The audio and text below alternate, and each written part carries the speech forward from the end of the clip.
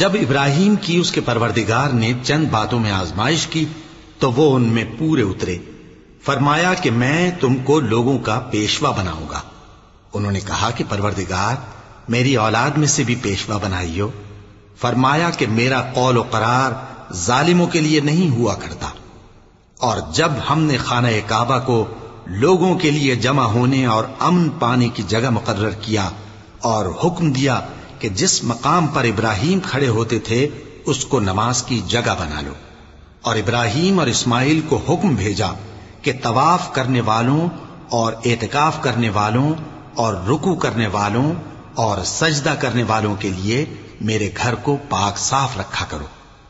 اور جب ابراہیم نے دعا کی کہ اے پروردگار اس جگہ کو امن کا شہر بنا اور اس کے رہنے والوں میں سے جو اللہ پر اور روز آخر پر ایمان لائیں ان کے کھانے کو میوے عطا فرما، تو اللہ نے فرمایا کہ جو کافر ہوگا میں اس کو بھی کچھ مدت تک سامان زندگی دوں گا، مگر پھر اس کو عذاب دوزخ کے بھگتنے کے لیے مجبور کر دوں گا، اور وہ بری جگہ ہے.